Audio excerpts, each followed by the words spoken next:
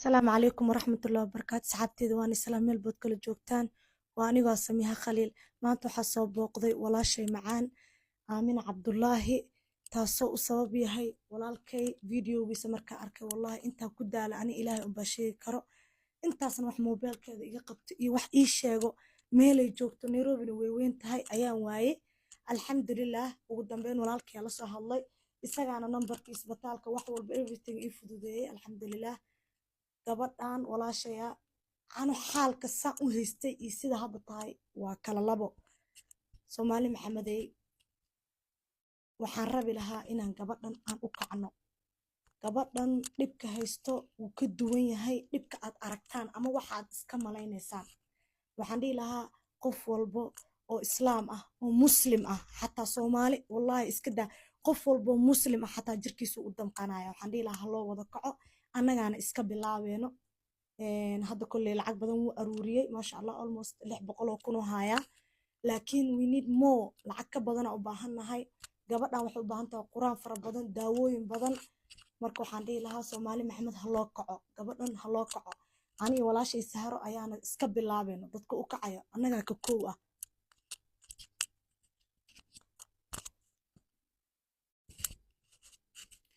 بسم الله الرحمن الرحيم ولاشن إلهي عافيمات سريعة هسيو ولكن إلهي خير بدن هسيو واي إسقى أيا كدم بي إن أنا ما أنت صوب وقنو عن إيمانه أما ولا عليه إن الصوماليات يقرب استعجان إسقى أيا صوب يعني حقيقة مركب حاربنا إن شاء الله ولا عليه الصوماليات سيدي أي وحكسو جارسين لهاي ولا شيء إن أن ما ركتي محل ده أن أوتل مامنا أما أن ما ركتي محل ده يقيحنو إن شاء الله سميحة قليل نمبر كذا wuxuu yaalaa hoos baa la soo dhigi doonaa insha Allah ana numberkayga hoos baa la soo dhigi doonaa ama dukaamadannada ayaad si toos ah hadaad xataa kaash u keenaysaan noogu keeni doontaan goalkeeperka waxaa waaye wiilkan insha Allah biidnillahi alkarim khayr badan Allah siiyo si toos ah ayaan maaragtay maxal dhahay wixii aad noo keentaan ugu wareejin doonaa imbeesadeeda Aamina way iska dhib yar tahay yacni waa lagu soo diri karaa laakiin dhaqso way buuxsamaysaa oo waxaan macni lahayn bay imbeesada ku buuxsamaysaa marka insha Allah haddii aad hormuud haysatid waxaad samayn kartaa ayadana number baan haysanaa hormuuda oo walaalo uu haayo si toos aad ugu soo diri kartaan asaga ayaan ka soo bixinayo insha Allah mar walba waxaa goalkeeper noo ah oo maaragtay maxaa la dhahay programkan daadihinayo walaalkeen soo dhow walaalo aad ba mahadsantihiin walaashii Sahra iyo walaashii Samiha oo maanta ka soo jawaabay fariintii shalay aan halkan ku bayaaminay ama aan ka sheegnay aadna mahadsantiina le waxaan dhihi lahaa ayaga dhahay ani kaliya waxaan raacinaa insha Allah haduu ilaahay raahdo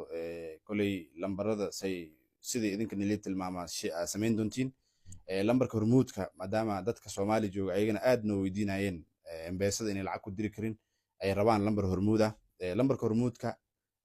waa +25 26 hal eber 5 20 waxaan ku qoran Nuur Cabdullaahi Abkow aad ba mahadsantiin insha Allah hal wada ku darsanaa haddii lacalla ani waxaa dhihi lahaa inta embeesooyinka mud 300 iyo ka badan ma qaadi karto 300 ka badan soo ani waxaa dhihi lahaa annaga tukaamaan leenahay ani Sahro tukaamaan leenahay qofkii 100 kun noqotaa 150 noqotaa qofkii ka badan awoodo ka yar awoodo sadaqo waa sadaqo waxaan dhihi lahaa annaga tukaamadeenna u keena Gaariso loo ku yaala tukaankayga midkay kalena BBS mall ku yaala 7226238225 waaye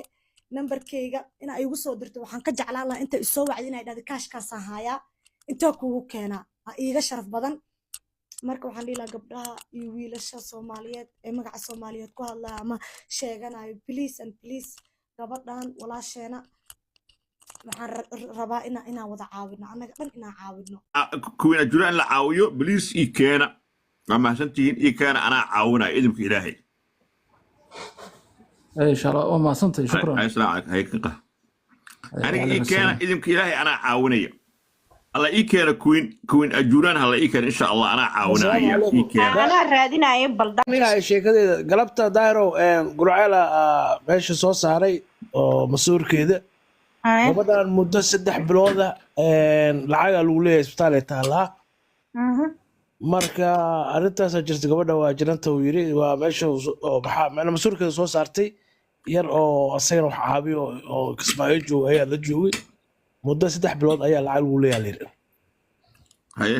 marka caamilada u baahan tahay uu yiri waxa gurcala waday gurceel cawada mimaan miya gurceel sheer ha loo dhaho adigu balan loo sameeyo gabadhaas lagu caawinaa haddii la caawinaa runagata ha mayse waa aad gabadh u baabaadaba sariirta laflafay noqotaba wallaahi waxbaa lacaga lagu leeyahay 3 bilood lacagteeda ilaa ku dhacday